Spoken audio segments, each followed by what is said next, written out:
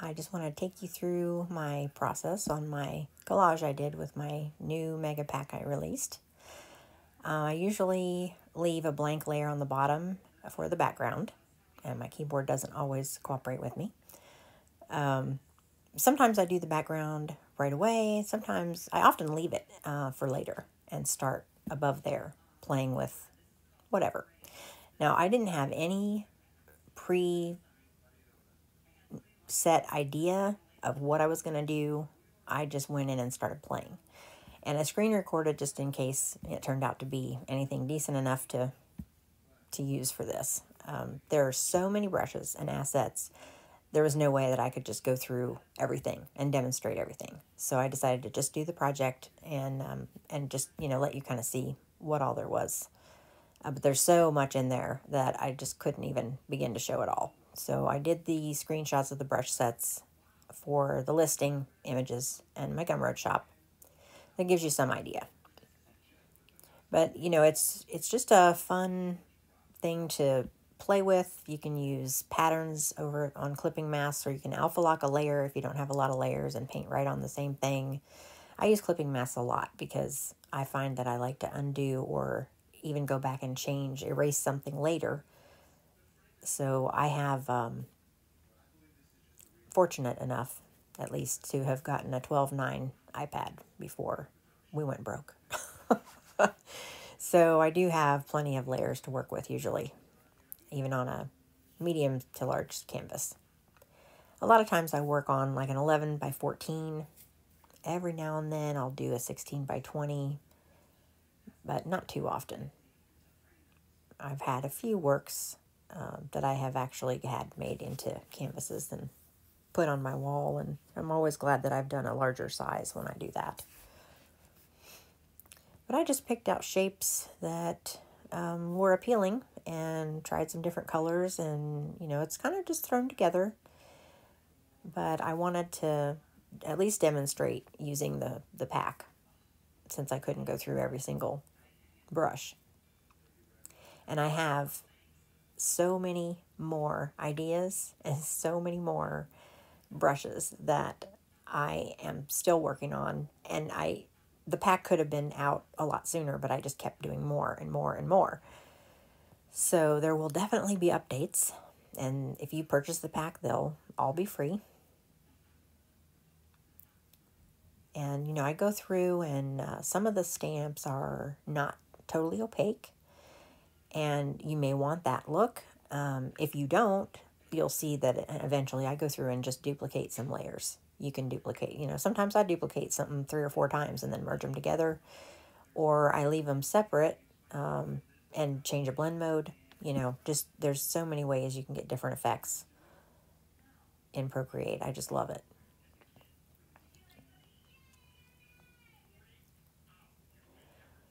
And I know that a couple of people have purchased the set today, and I'm so grateful for that. Thank you so much, and I really hope that it lives up to your expectations. If anyone ever gets anything from my shop and you're dissatisfied with it, or you have any kind of problem with it, or if you have a suggestion to improve it, please let me know. You can email me anytime at purplemindstudios@gmail.com. I'd love to hear from you. You can send me your art. You can tag me on Instagram if you post your art there. I may not see it right away, but I promise to try to get to it. Instagram is still something I'm trying to be more regular in, but I've been really busy, so it's been hard to do. But the patterns that I put in, there are some that are more for a background type thing, or a pattern you'd put on. It's full color, like a tonal patterns is what I call them, because they cover the whole area you paint with one variation of the color or another. Then the line art patterns are just like black and white, or purple and white, red and white, whatever you want to do. And it shows the background color through what you paint. So you can use, in either one of those to put on a clipping mask over something, or just a section of the canvas. You can make them odd sized, go in and use a funky eraser and, make it a funny shape after you paint some on there. You can draw a shape and fill it on a layer, any kind of odd shape, or use a shape stamp and do a clipping mask on it. If you do it in white or black or whatever, you can paint on the clipping mask and merge it down, and then, you know, your actual shape that you used underneath won't even show. The one kind of bad thing about that, I wish that you could, well, I would do and I don't. I wish that you could do a clipping mask on something and then turn off the main layer that it's clipped to. But if you do that, your clipping mask stuff disappears too, which is really a good thing.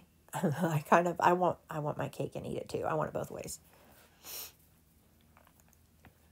But the other way to do that is to put a shape down, draw it or stamp it or whatever, and tap on the layer until you get that pop-up menu on the layer, and hit select, and then add a layer or go to an already empty layer and paint your pattern or whatever you want to do there, and it will be that shape. And then you can turn off, you can even turn off the layer on the bottom before you even select it, and it'll still work. But you can turn off that layer then or delete it, and you'll just have the pattern or whatever it is that you painted there in the shape you want. And you don't have to have the underlying shape there. So that's kind of a neat trick. And there are just so many possibilities for just creating almost anything. You know, these, to me, they make great wall art or cards or anything. And the Liquify tool is also great when you're doing abstract or collage work. I'm using Liquify here to just mush around that little water droplet stamp because I want it to be some weird shape, you know, more natural, not round. And instead of making a ton of these water droplet brushes in different shapes, you know, you can just go into Liquify and play with it. You can pinch it and make parts of it pull in together, or you can expand and make it kind of swell out.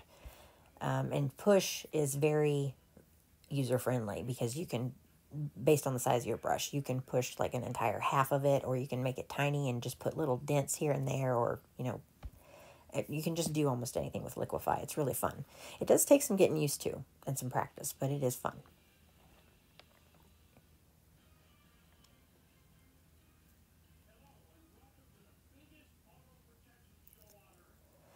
It's kind of a lengthy video. I would put some stitch brushes in just so, for accent, if you wanted to. That's basically how this came about, is I was trying to kind of showcase a little tiny bit of every type of brush that I had. So, you know, I just was throwing stuff together and I ended up with what I ended up with. I wasn't too thrilled with it when I first finished it, but that's typical for me. Usually I don't like what I've done until I put it away and don't look at it for a while. And then when I go back and see it, and it's like, oh, well, you know, that's not too bad.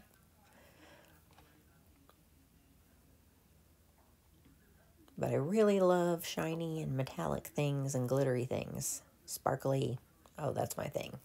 If you look in my shop, you'll notice, excuse me, my allergies are really bad today, that I have quite a bit of metallic stuff in there. And, you know, purptalic, you know, I name everything some crazy made-up word because I love purple, so I put purple in everything I can. So when you see all these strange names for brush sets or names of brushes, you know, you just kind of have to think about what word it would be if you took the purple part out of it. Because I make up these words all the time. I've actually started a purple dictionary. I might publish it someday if I get enough words in there.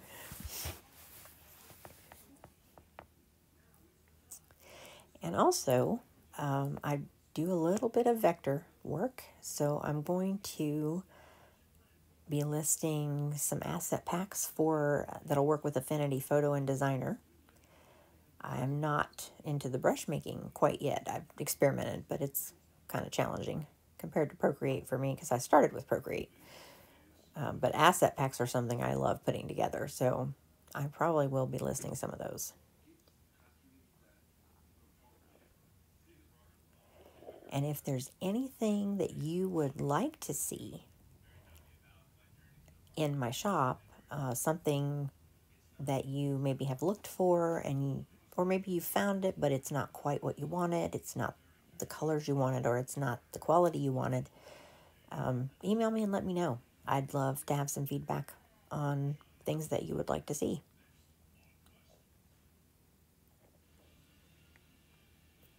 I had so much fun creating this set. And like I said, it could have gone on forever, but I finally decided I had to close it up and get it out there.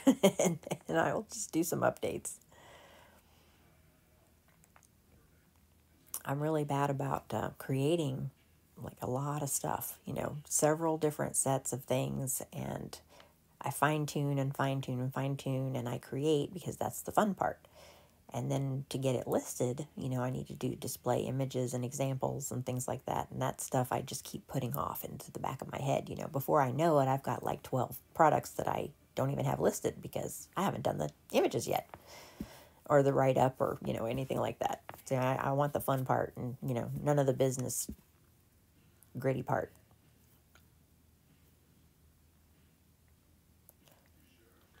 Abstract and collage digitally anyway is pretty new to me. So you can probably tell that by looking at this. But I am having a lot of fun with it. I've got some tutorials I've done from some other great artists, and it's kind of fun because I'm a perfectionist, and when something is not supposed to have a certain look when it's done, like an animal or a realistic portrait or something, it's kind of fun. I have to let go of some of that perfectionism, otherwise I get stuck and I can't finish it. But knowing that you can do just about anything and it's okay, it's kind of fun. And it does kind of get my other creative juices flowing.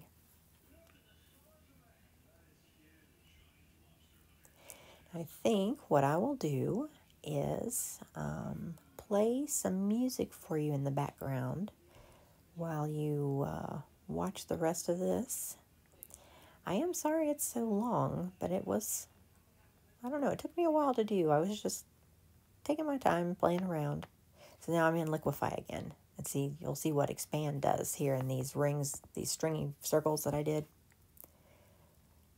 I'm going to go up in the right corner, and I'm doing expand, and the brush size in Liquify is at the bottom left. So the smaller the brush size, the more control you have, but the more pointy an area could be. If you went in a large area, you might want your brush size a little bigger. So I think you'll see me turn the brush size down in a little while to go back in there and do some expand again. Now I'm going to pinch in the same upper right, sorry. And you see what pinch does. It just pulls things together.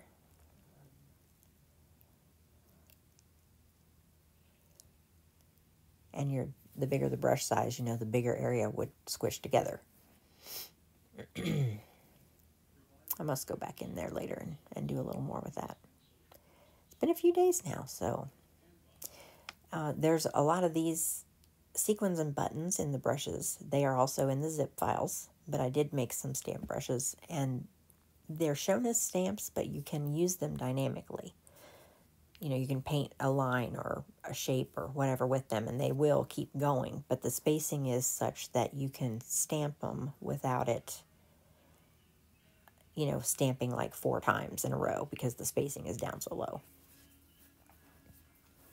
And if you do a quick shape, or even if you don't, you can always use the arrow up there, the move tool, to distort, to stretch from freeform, to move the spacing and adjust it a little bit to how you like it.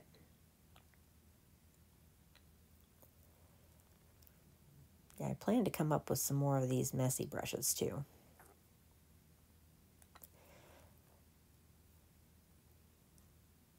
So I am going to just let you watch this and pick a little bit of music, and thank you so much for watching. And if you have any questions at all, please email me. Again, it's purplemindstudios@gmail.com. and I'll be happy to help or answer any questions you have. And I'll be back at the end.